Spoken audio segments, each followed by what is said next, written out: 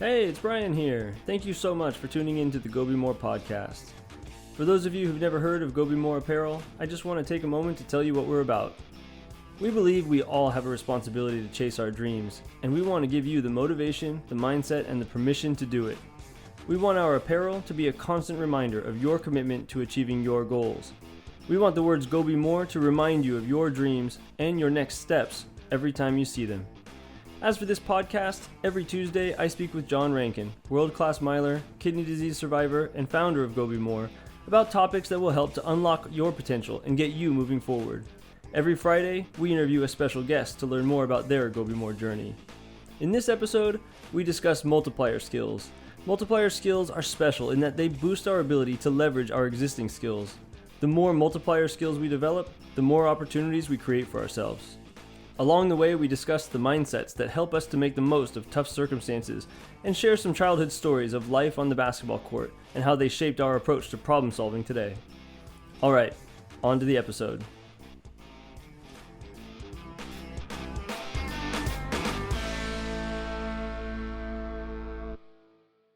All right, Jon, we're back. Back for another one.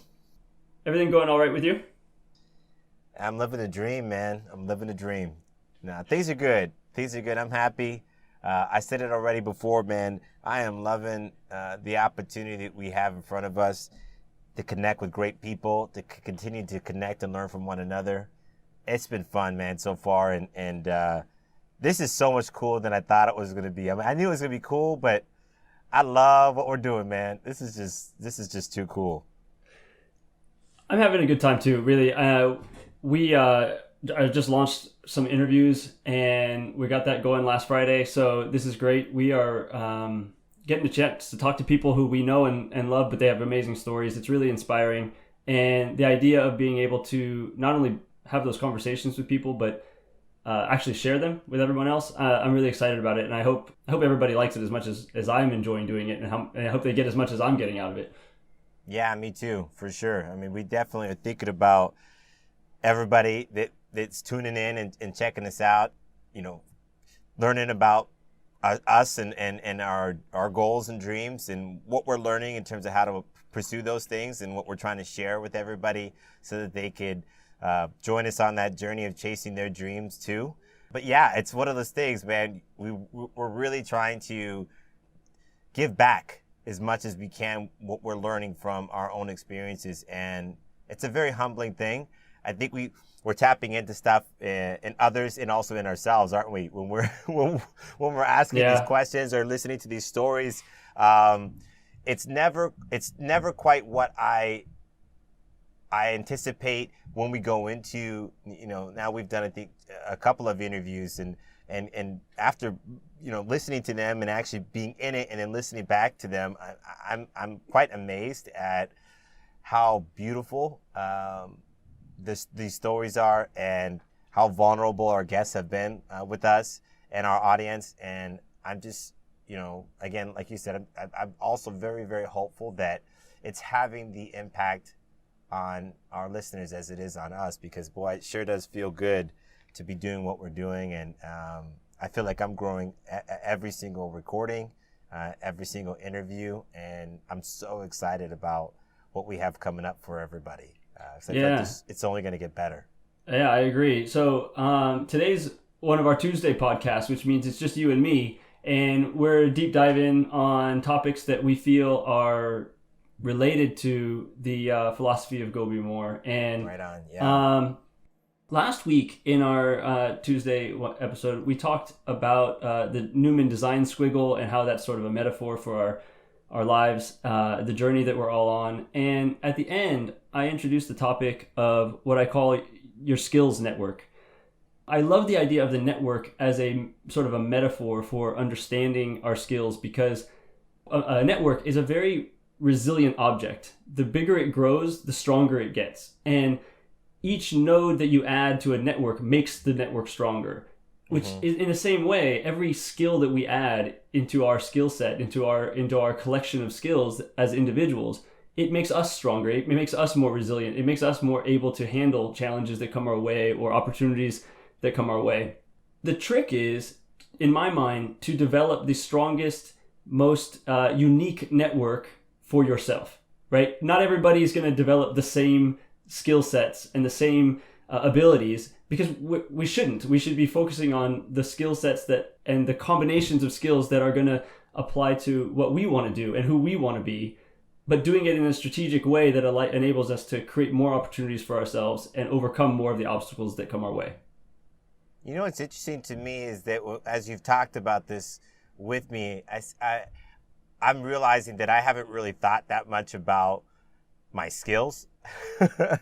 Yeah, most people don't. What they are. Yeah, right? And Yeah. so you bring it up and I'm sitting there going, oh my gosh, like, okay, let me start tracing back to when I think I started developing skills and start thinking about, you know, what they are, how far I've taken them, and how far do I want to take them, and what, like, you know, you've said it to me, so we're going to bring it up today, is like what's missing, you know, as it relates to what I want to do and filling in the gaps for that. So yeah, Yes. I don't know. It's a great topic because I haven't really thought about it in that way. So this is kind of cool for me, and I hope it does the same for others. I hope it opens up their minds to re-examining or examining, you know, what for the the first skill time. sets are, and figuring out.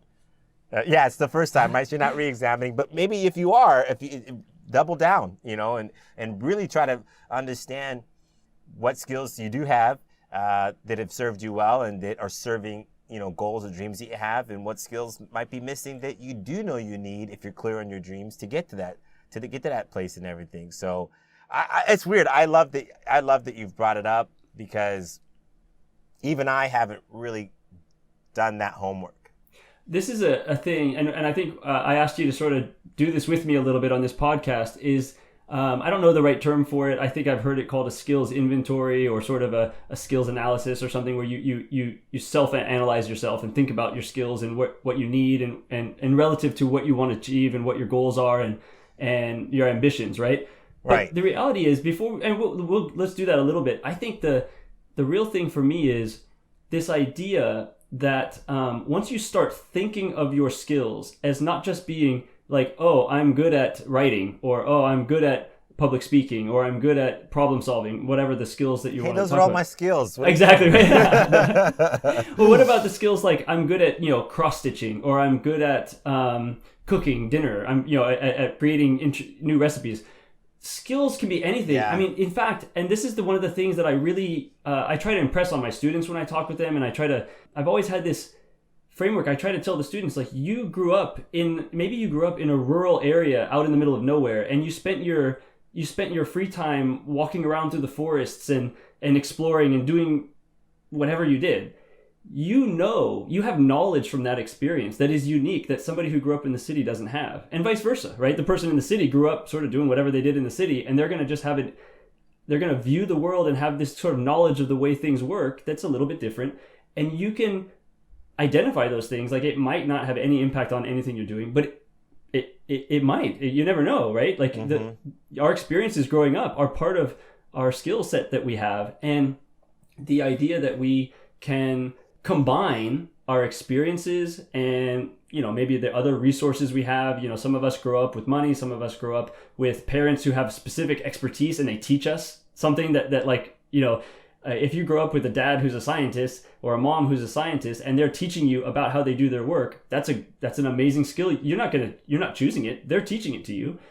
But, you know, once you grow up, you have that knowledge. And I'm throwing these examples up, but the idea to me is you have certain skills that you are sort of given or taught or coached into having when you're young, that you don't choose to develop, and they have a big effect on you.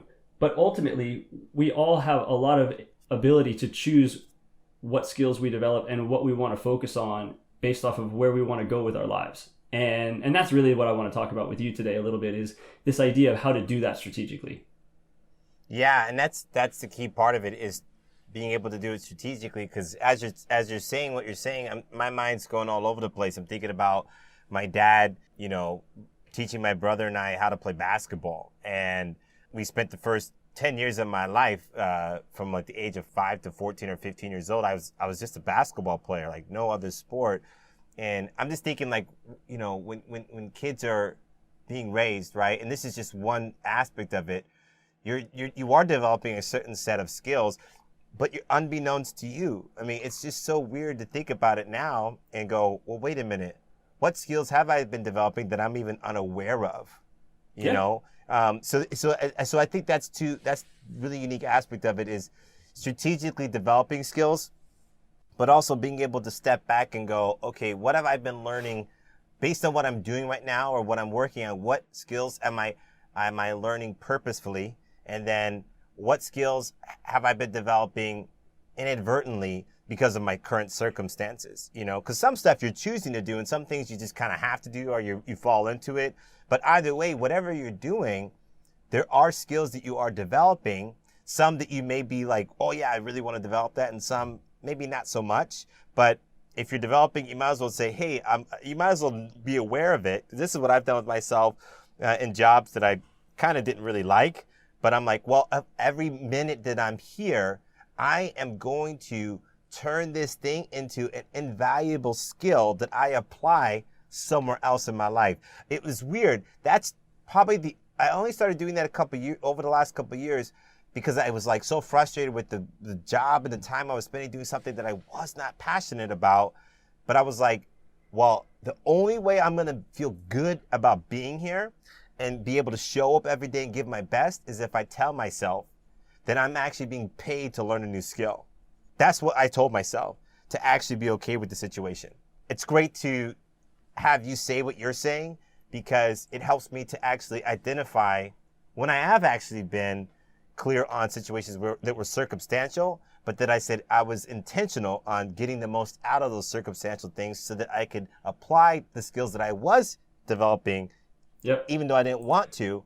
I said, I'm going to take every moment that I am here, and I'm going to take these skills and apply them purposefully to the things that I want to do. Because ultimately, I might not have been in the situation I wanted to be in, but I was still developing skills that I needed that I could apply to other situations that I did want to be in. So I hope that makes sense. But yeah, no, it does. I think it's important to just create this awareness of what we're doing and the benefit that we can extract from it, regardless of whether it's purposeful or if it's just circumstantial. Yeah, it's not exactly where I thought we would go, but to be honest, it makes a lot of sense because in any situation, whether it's good or bad, you kind of have a choice of what you're going to make out of it.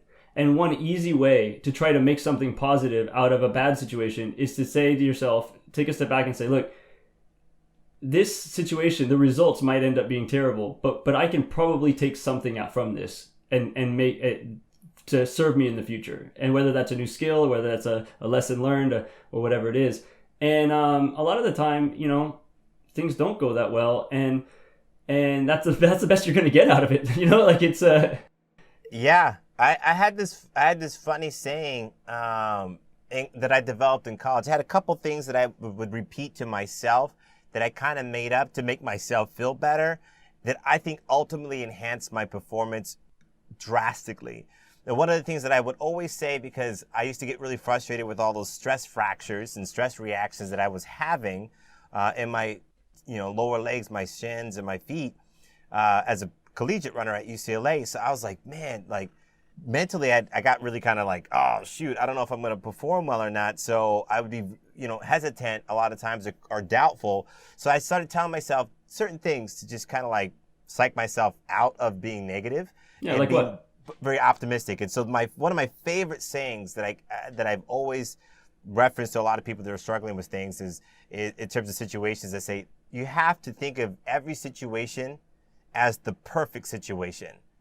So for me, what that meant was that nothing was ever bad. Nothing was ever, if it was raining, I loved it. Before a race, I'm like, oh man, everybody else is going to be so like thinking about the rain. And I'm going to, instead of being like, oh shoot, it's raining, I'm going to be like, yes, it's raining. This is great. Because everybody else is going to be negative. So I'm going to be super positive. I'm going to be even more aggressive. I'm going to turn all this negative stuff that everybody else I know is automatically going to think is a negative. I'm going to make it a positive. It's blazing hot day today. It's over 100 degrees. Everybody's going to be thinking, oh my God, I'm going to be dehydrated. I'm going to cramp up all this. I'm like, great. They're going to be focused on that. I'm going to be focused on kicking their butt. you know? So I just started playing this game, and then it was like, well, it doesn't apply just to track. It applies to life. I'm like, well, I might not have the job that I want, but I'm going to make this the perfect situation by finding the things in this situation that I know will serve me well when I leave, because I know I'm not going to be here forever. But I said, while I'm here, I have to maximize my time, because the most valuable thing in life is time.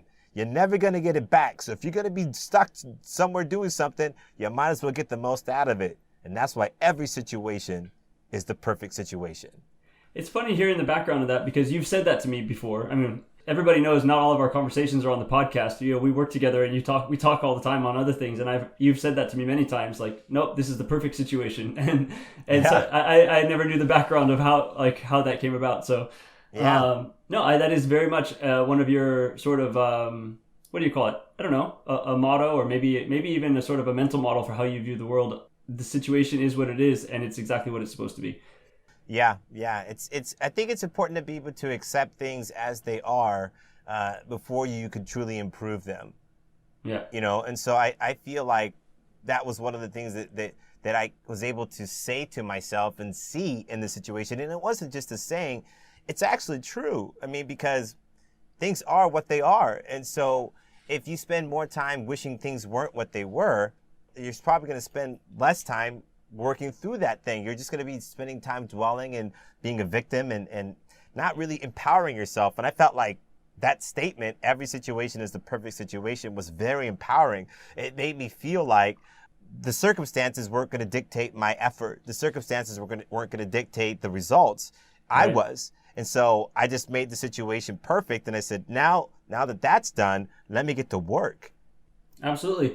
You know, it's funny that that you're talking about some of this, because I it's popping in my head, playing basketball with my dad. So you brought up basketball, and now your story made me think of a story with him. Is I would play basketball with him as a kid, mm-hmm. and whenever he wanted to, he would just start blocking all my shots, right? Because he could do that. Like he would, and he would basically say, like, you don't have total control over over this game. Like, you're gonna have to learn. You're either gonna have to learn how to get your shot past me, or you're going to have to learn how to lose. Like, one of those two things is going to have to happen.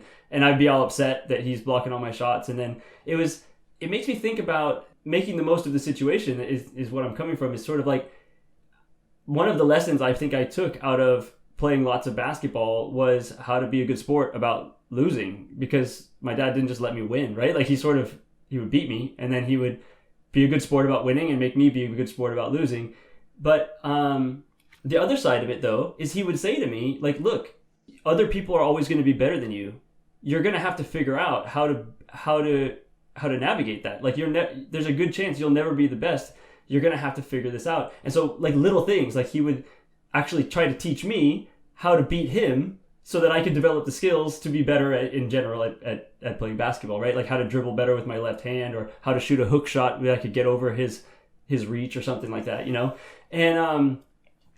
And then, of course, the other thing would be just all the mental aspects of playing. Like, he would just mess with me all the time, and he would tell me stuff. He would try to get me flustered, and he would try to make me think differently.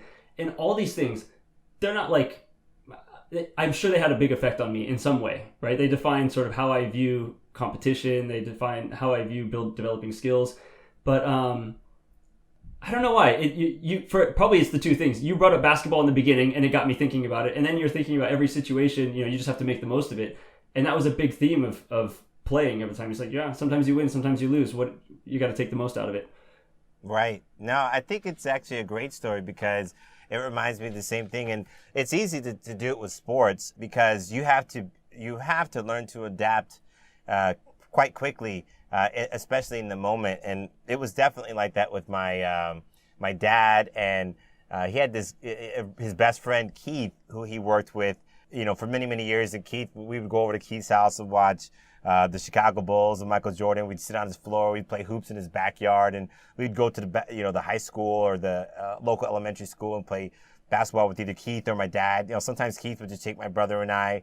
And Keith was super tall. He was like 6'3". 6'4", something like that, and he would call my brother Flea, because he was just like all over the place, like a little gnat just bothering him, and just he'd be swatting and stuff.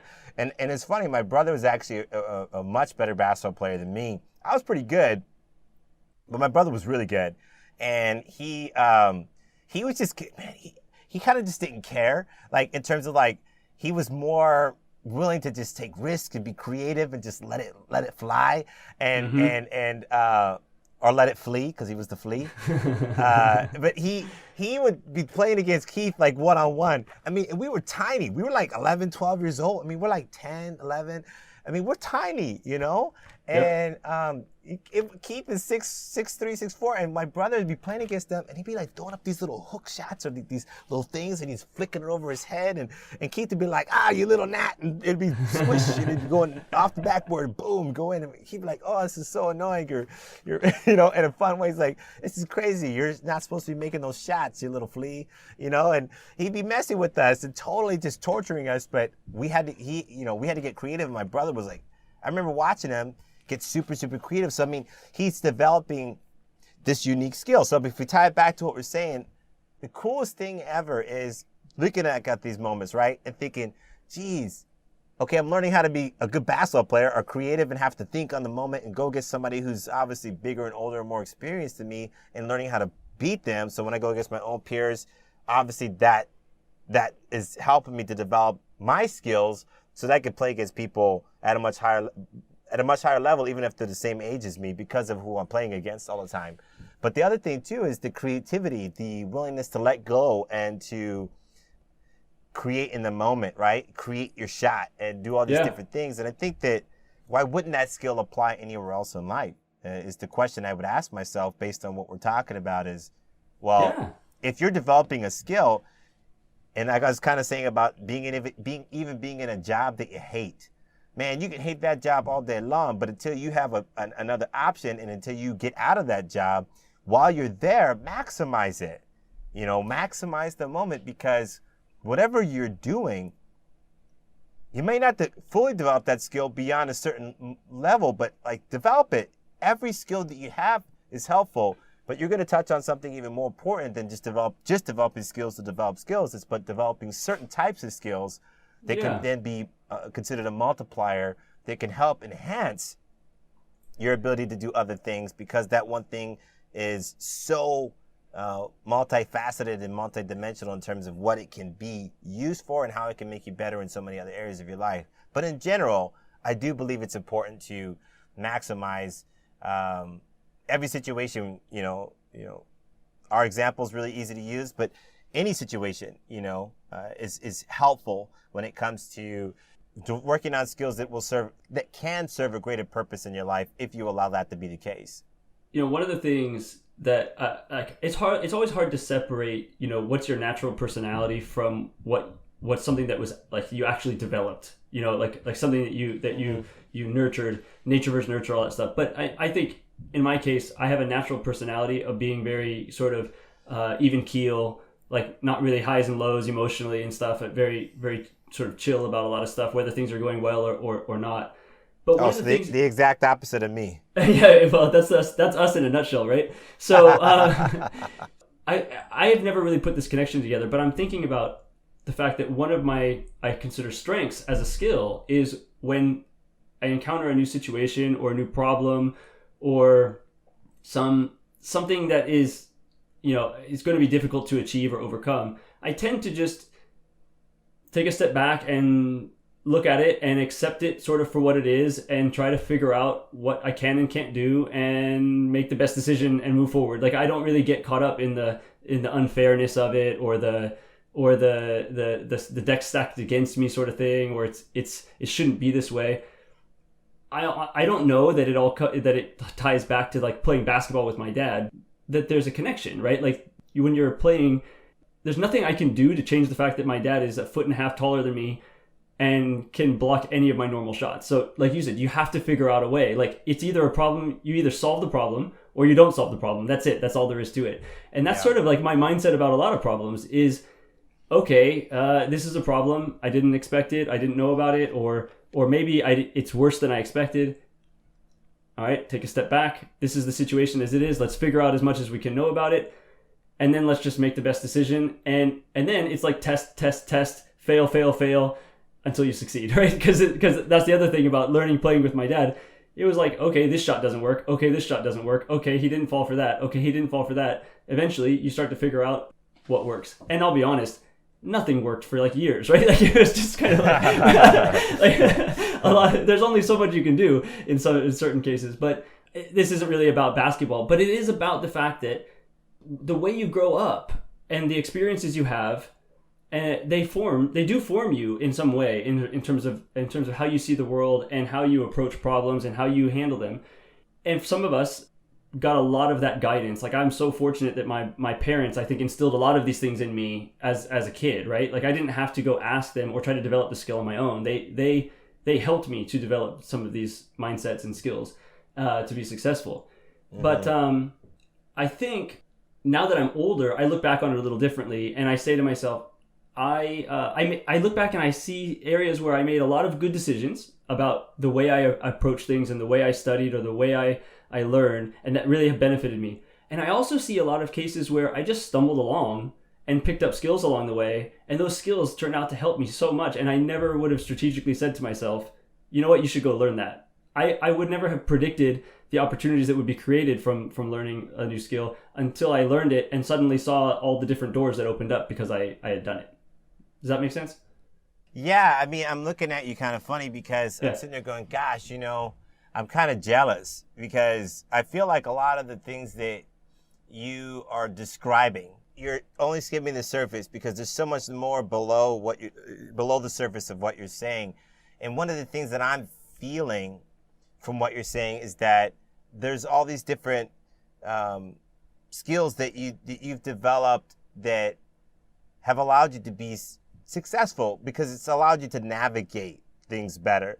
And for me personally, I feel like it's probably more my personality, and I think this is what's kind of gotten me a little bit into trouble as far as struggles that I've had. I think that I've wanted to struggle, and I think that there's a greater purpose for the struggle that I've gone through in certain things, because I've made certain decisions where I'm just like looking back at it and I'm like, that was so dumb. Well, we've all done that though, right? Huh? Yeah, we've all done that though. Yeah, man, I'm definitely more on the extreme side. I think that because I go big. If I fall in love, I fall in love, man. If I like, man, that girl right there, she's the one. And I go for it. Because I listen to my heart. I believe in my gut. I truly believe in my instincts. I don't think that I've been wrong, but I do know that it's hard to make the decisions that I've made if it wasn't a part of my personality. But I think that the thing that I felt was missing was my lack of ability to apply certain types of thinking or logic to it that wasn't really handed down to me in the way that I was able to receive. My parents were always giving us practical advice. So it wasn't that they weren't giving it to me. It was like, gosh, they were giving it to me. And this is why I'm jealous. I'm like, Bryan received that knowledge from his parents, but he actually did something with it. Me, I'm just kind of like, yeah, but I really want to go do this. And my parents are always just like, well, I guess you're going to learn the hard way, Because they're like, you can make this decision like this, or you can make this decision like that. Either way, hey, we'll support you and we'll be behind you as much as we can with however you're going to approach life. But just know that if you go down this path, more likely than not, it's going to be harder. And my mom and dad would always give us fair warning when we would tell them when we were about to do something.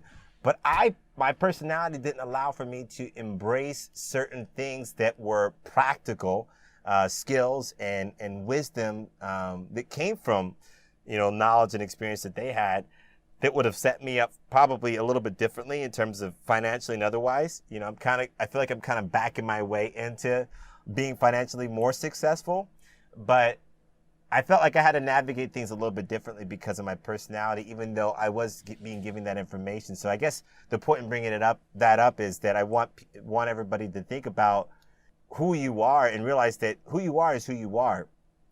And your journey is going to be your journey. And you may already have the skills and the knowledge. And my parents gave me the information. I say you reap what you sow. My parents, sowed a lot of that stuff in us, and I'm now reaping it at almost 40. I'm reaping the benefits of that information and stuff that my mom and dad gave to me and that I believe your mom and dad gave to you.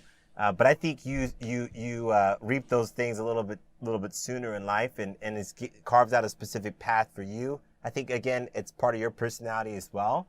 But I do believe that personality plays a big factor in understanding and seeing and applying the skills that you have at certain points in your life. And my hope is that at some point people are able to backtrack and step back and look at themselves and go, okay, well, kind of like what we're talking about already, our childhood is one thing, and you're learning stuff throughout your childhood, and some skills stick and become bigger and more apparent and more applied, and others don't. And those ones that are dormant, that are maybe there, especially if those who are mentoring and teaching and raising you shared that stuff with you, the goal now is, at whatever point in your life you're in, is to think about all of that stuff. Think about the journey. Think about what you have been dabbling in. Think about the skills that you've probably been gaining, or at least touching on throughout the journey, and then reevaluating at this point in your life, as I believe you and I are both doing, because as we have these conversations, we can't help it but think about and obviously have to apply, because we want to speak from experience what we're talking about. But now it is the time, like when you are, what is put in front of you, to go look back at your past. What skills did you learn? What are you not applying? Where do you want to go? What skills will help you to get there? This is that moment, to do all that. And that's right. I do appreciate you saying what you said, because our parents do play a big factor, or how we were raised and everything. Those circumstances actually have a great influence on the story you're telling yourself right now, and what you're allowing yourself to see, and what you're allowing yourself to learn, and remove some of those barriers. Start changing up the story and the narrative, because that's the only thing that's going to allow you to truly evolve into the person that you ultimately want to be. The other side of it, just briefly, is just that as a parent, trying to parent two daughters now, and you know this because you've got kids, right? Like, yeah, there's only so much you can do. There's a challenge in that there's a message you want to get across. There's certain messages are not things that you can just hear and adopt. Like, they just have to be built into your routines and over time, and by setting examples. And it takes years to develop like certain like really true core beliefs about how the world works and being a good person, and some of these things, like being a moral and ethical person. The thing is, I always think about this, that the message that someone is trying to say to you, there's three parts to it. There's the person giving the message, there's the person receiving the message, and then there's the message itself. And if any one of those three things is not the right thing, is not doing it the right way, or is not framed the right way, or is not ready to receive it, it's not going to happen, right? And the odds of those three things all being in sync are actually lower than we think. Like, so much of communication is a breakdown because one of those three things was not the right person, or the right wording, or the right message in that moment, right? And so it's only later sometimes that you think back on a story and you say, like, right now I'm thinking back on my dad playing basketball. Like, when I was there, I wasn't thinking, thankfully he's teaching me how to analyze problems and and develop new skills and other stuff. I was just like, I'm just playing basketball, right? Like, I'm not thinking about that stuff. It's only later when you're able to think about that, what it meant, and actually try to analyze it. And maybe I'm reading way more into it than there was. Maybe my dad wasn't trying to teach me to be a good sport. Maybe he just liked beating me at basketball, right? Who knows? But of course they did. My dad was the same way, man. He'd be like, "Yeah, got you today, man." Yeah, sometimes it's like you can. Yeah. I got all right, But here's the thing: whatever your background, whatever your skills that you have, you've gone down a path. Maybe you're a high school student and you've got a limited set of skills and experiences. Maybe you're 50, 60 years old. You've had a lifetime of experiences, multiple jobs, multiple hobbies, multiple experiences in all sorts of ways, relationships, network, your personal network, all this stuff. At the end of the day, you still have, at this moment, a collection of skills that's either getting you where you want to go or it's not. And if you're early on in that path as like a young student, you don't need to be stressed about, are you on the right path? You'll find the path. But the key thing to me is, the more you develop your skills strategically, the better the opportunities you're going to create for yourself, and the more likely you'll be to overcome challenges or obstacles when they show up, because they will always show up. Life is never going to be super smooth and perfectly routine. What's gonna happen is something's gonna come up and you're gonna have to overcome it, and you're gonna have to rely on whatever skills you've developed up to that point to overcome it. And so I want to talk a little bit with you, Jon, and about this idea of what I call multiplier skills, because I think that it's one thing to develop a skill that's very specific, like shooting a basketball, right? Shooting a basketball from the three-point line is a very unique skill that serves you very well in one or two or three specific purposes, all related to basketball, right? Mm-hmm. It might serve you in some other way. Maybe it makes you good at throwing your crumpled up piece of paper in the trash can. Maybe it does some other things, but in general, it's a very specific niche skill. And if you're really good at it, it might be a highly valuable skill. So I don't want to make it discount it as if like it's not it could be the type of skill that makes you millions of dollars if you're that good at it. But there are other skills which I call multiplier skills, because they are the type of skill that when you develop it, it actually boosts your ability to do all of your other skills better, right? So what I mean by this, and I'll just use an example, persuasion or selling, like being able to sell to someone. It's not something you immediately think about and say, oh, well, if I'm good at selling, it's going to make me better at, my job doing, I always use like construction because it's a very hands-on type of job, or it's not going to make me a better writer, or it's not going to make me a better whatever your job is. But actually that's not true, because selling is fundamentally being able to explain, to convince people of the merits of something, to help them connect what they want to what is available to them.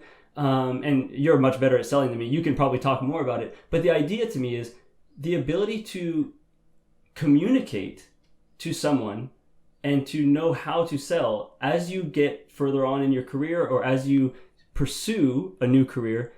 That will be a skill that boosts all of your other skills, right? Maybe you're good at analysis and doing number crunching. Well, now if you have a background or you've developed the ability to sell, now you can take the analysis you've done and you'll be better at communicating that analysis to someone and using that analysis to make a difference. This is the sort of idea of a multiplier skill to me. I used one example. What do you think about this so far? No, I think it's a great example. I mean, I think you should keep talking, because I think you actually explained this really well.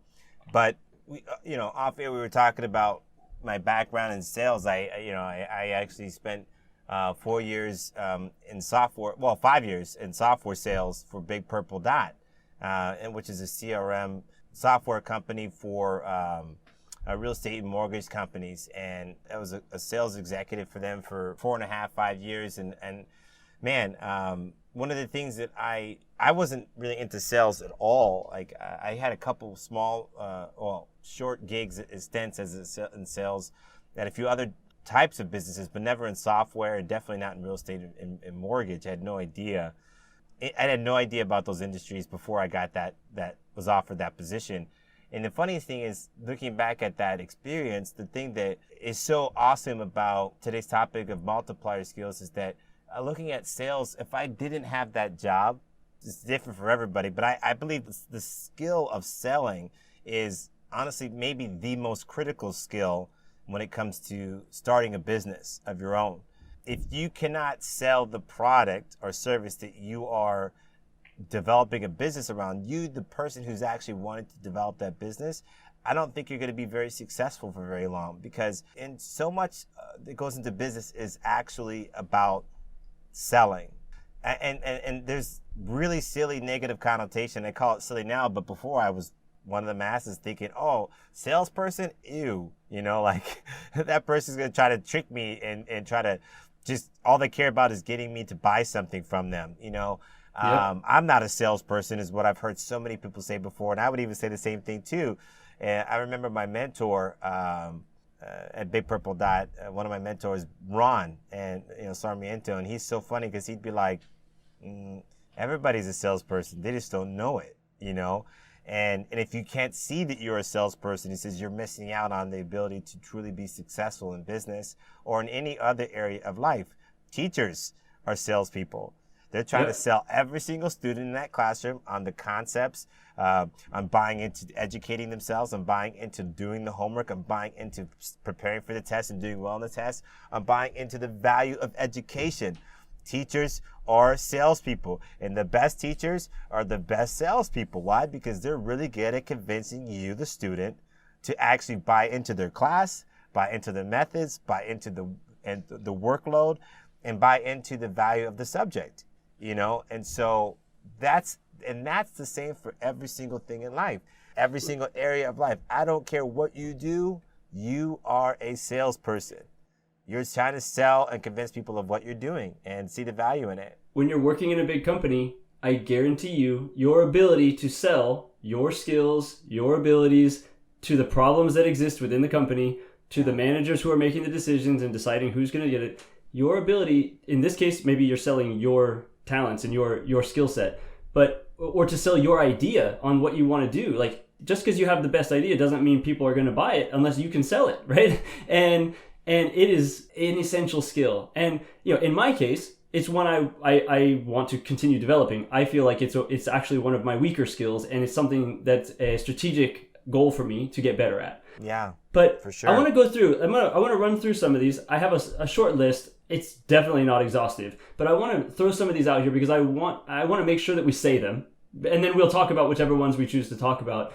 But I really believe that there are certain skills that once you get a sufficient competence, like a sufficient ability at using it or at doing it, it starts to bleed into everything else you're doing. The connections that you make between that skill and everything else you're doing kind of supercharge your ability to solve certain problems. So within sort of the idea of communication, I talked about persuading people and selling, how you speak, how you convince people to buy what you're selling. But another one would just be writing. And that could be multiple kinds. One is like explanatory writing and being able to write clearly and logically and explain a concept start to finish so that people understand exactly what it is. But it also could be storytelling. If you're a great storyteller, it is a superpower in so many fields of your life to be able to make connections, to spin a story, and to make people be curious in the beginning and want to hear all the way to the end, to have a payoff at the end of your stories. Everybody wants you to be there. They want you to talk. They want you to be the person who's doing it. I think, honestly, it's overlooked, but comedy is a multiplier skill. If you have the ability to be funny and you have the ability to connect in insightful, clever ways and make people laugh, it will open up so many doors for you. And it is a skill. It is something that you can develop. Like, everybody's going to have their relative strengths and weaknesses regarding it, but you can learn the basics of being funny. Or if nothing else, you can learn to be a good laugher, because people like that too. Another one would be public speaking. And I know, John, this is like something that you've invested a lot in, but it's public speaking. And I say public speaking doesn't have to be speaking to an auditorium of 10,000 people. This could be as simple as getting up in front of your team in your company office and explaining something confidently, such that you don't come across as nervous, you don't come across as overly stiff. You develop to that level, it will make a big difference in many settings. I'm just going to keep going for a second, John, and I'll go through some of these and then we'll come back, okay? So I think you should go through quite a few of them, because I definitely want to just state them so that people could say, okay, what are some of these skills that they're referencing but not stating. So if we can state it, then it'll help people to identify some of these skills in their own life. Interpersonal skills, like working with other people, building trust with people, being a good listener. Being a good listener is an amazing skill that will help you so much in your life. Teaching and coaching, you talked about this, John. The ability to teach and coach is so critical in today's world, because you cannot do everything alone. You're going to have to work with other people and build them up to achieve your goals. Great teachers and coaches are masters at that. Sometimes I think of these multiplier skills as just having knowledge over a certain domain. So I also think of this as like understanding some of the basics of psychology and some of the biases we all have. Like, the more knowledge you have of basic psychology and behavioral economics, some of these areas where our cognitive biases, the way we naturally think about things, the traps we fall into, the more you're aware of those, the more you can avoid them and actually help other people avoid them. And and it gives you a strong ability in when working with people. Yeah, that's a good one.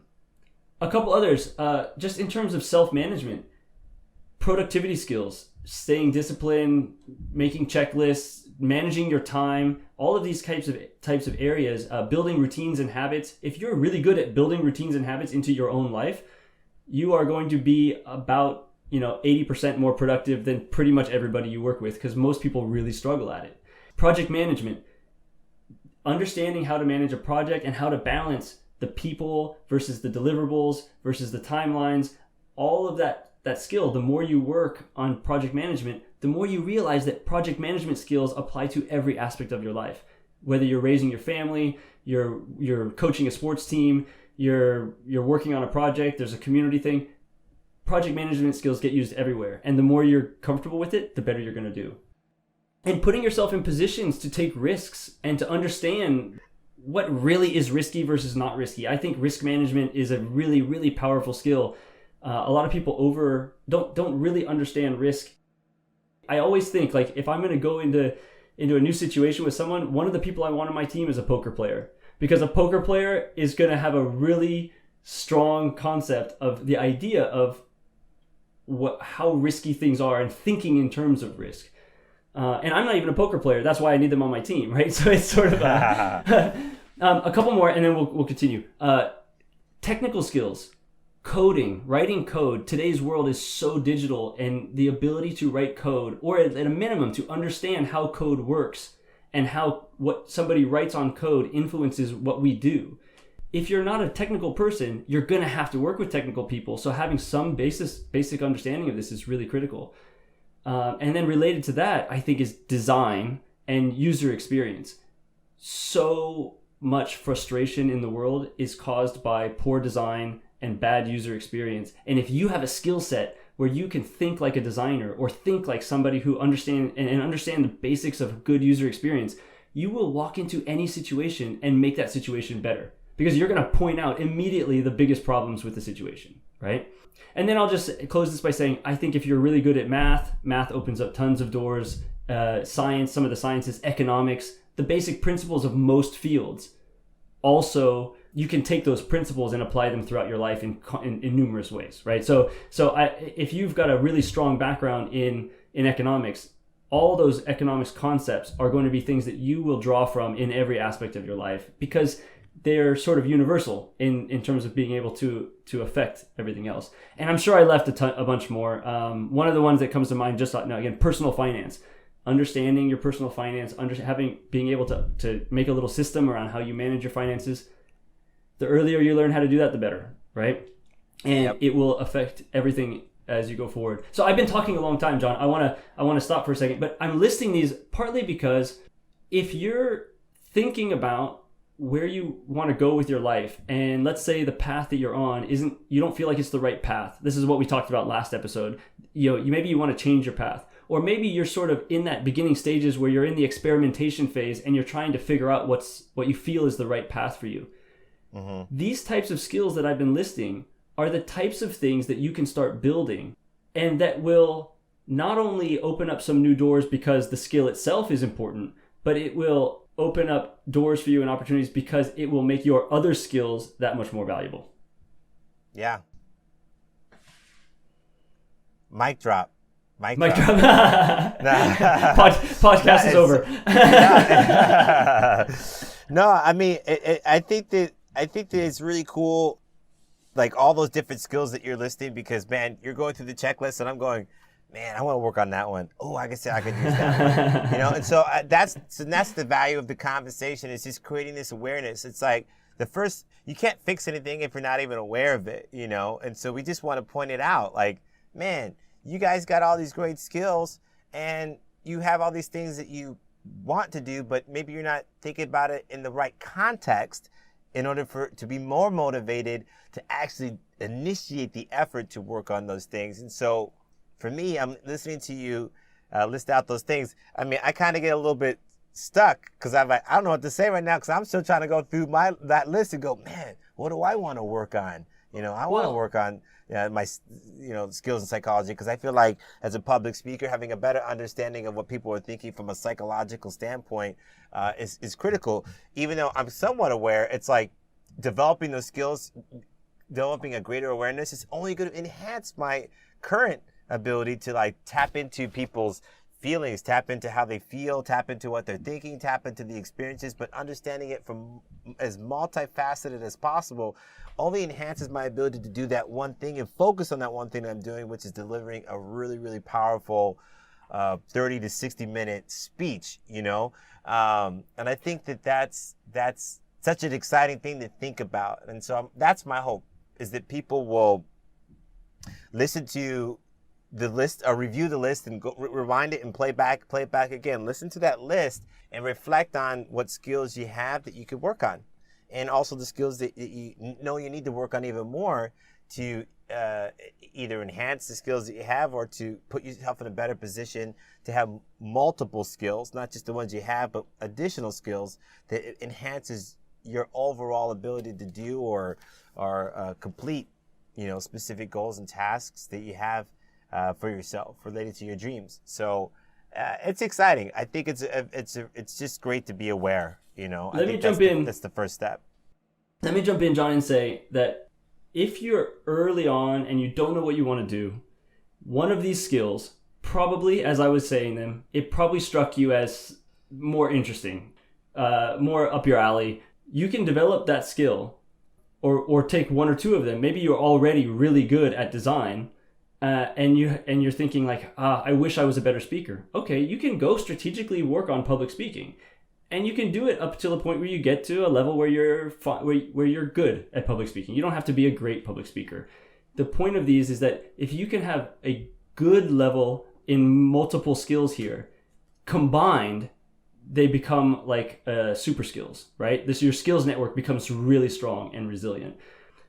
This is one of the things I think is really, really important. If you already know what you want to do with your life, like what dream you're chasing, what goal you want to achieve, you should now take a step back and say, what skills do I need to get there? And the skills don't all have to be with you. They can be with other people, because a lot of goals aren't achieved only by yourself, but it depends on your situation. If you know what skills you want to develop, what skills you have two choices. You can boost and make stronger the skills you already have. And that's a good strategy. Like going from being, 70th percentile to 90th percentile, it makes a big difference. Like the better you are at some of these, at whatever skills you need, that's going to set you apart. But you can also take a step back and say, what would be a complementary skill that I'm both interested in and would help me get where I want to go? And if some of these skills I listed, if you have no interest in them, like if you hear it and I'm telling you, this is such a valuable skill, and your thought is, I have no interest in doing that at all, not one bit. Well, that's an area where you're going to have to find a partner, or you're going to have to find somebody you can work with, or you're going to have to find some way to supplement. You're going to need that skill to get where you want to go, but it doesn't have to be with you. Mm-hmm. So the strategic aspect of this is is accepting, if you're early on in your journey, that just building these skills will open up doors that will help you find the path. And you just have to have that faith, but be proactive about actually developing the skills. Like really put your effort into developing them, even if you don't have a plan to use them. If you know where you want to go, then now you can really be strategic. Pick the skill that's going to help you get there, and just slowly but surely keep building that up until the point where you start to see the effects of that skill being added into your skill network. Yeah, I'll leave it with this, guys. The thing that I feel like has helped me the most in terms of being able to do what Brian's talking about is reading. Just reading as much as I can about the things that I want to be able to do, but understanding all the different components that go into that, and then coming to the point where I understand not only the value, but I respect what's required to improve, to be better, to be successful at certain things. There's a certain level of maturity that you have to, at some point, reach and strive for and reach in order to be disciplined enough to realize that you don't know everything, that you need to keep learning, that you need to keep developing your skills, and that you need to be disciplined enough to stick with it. Because the current habits that you have, if you're not where you want to be, you have to reevaluate those habits, because they're holding you back from being able to let yourself dive into new things, let yourself evaluate where you're at, and honestly reflect on what it is that you haven't been doing that you need to start doing in order to get to where you really want to be and where you're capable of being and where you should be, where your destiny is waiting for you. I truly believe we're all born for a purpose, that we all are endowed with specific gifts, and that if we don't challenge ourselves to overcome the things that are holding us back, whether it's psychologically on a subconscious level or something physical or just the wrong people in your life, whatever it is, you got to figure it out. You have to actually become aware of those things so that you can actually make better decisions and truly make great commitments to the things that you need to do in order to grow in the right way. And I think that reading as much as you can, diving into stories of other people, doing what you want to do, looking at other examples will help you to expand your current perspective on where you're at, where you want to be, and what it really is going to take in order for you to make that leap. Well, I'm a big reader, and I agree with that wholeheartedly. And I would only add to that, go outside of your normal comfort zone with what you're reading. Like, pick up some random stuff, whether it's biographies, whether it's, if you like history, whether it's dramas, whatever it is, expand what you're reading a little bit, because sometimes you get even more out of something that you know literally nothing about. And if you pick up a book, maybe it's a highly recommended book about something you know nothing about, I find that often what you learn from that book has a much higher chance of impacting how you think about the world and what you understand, and then maybe just reading the same type of thing that you're used to reading. So every once in a while, go random, and I think it makes a big difference. I agree. Jon, let's wrap it up here. Thank you. I really appreciate it. I've been wanting to talk about this, and it made me think a lot about sort of how some of the skills that maybe the things that I take for granted now are things that actually came out of my childhood experience that I never really gave a lot of consideration to before. Me too. I've enjoyed this conversation. It's super fun. I'm definitely going to walk away thinking about my current skills and what areas of life in my life I want to develop more skills in, or the skills that I have, improving upon it. So I feel like I gained a lot out of it. So I hope everybody else did too. But thank you so much for the great conversation today. It's great. Thank you all for tuning in. You can find links to any articles or items we referenced in the show notes. Please subscribe and be sure to give us a rating. And remember to tell a friend about the show. The Go Be More podcast is produced by Go Be More Apparel. Check us out at gobemore.co. For all of us at Go Be More, we are what the world is chasing, and we hope this podcast helps you become what the world is chasing too.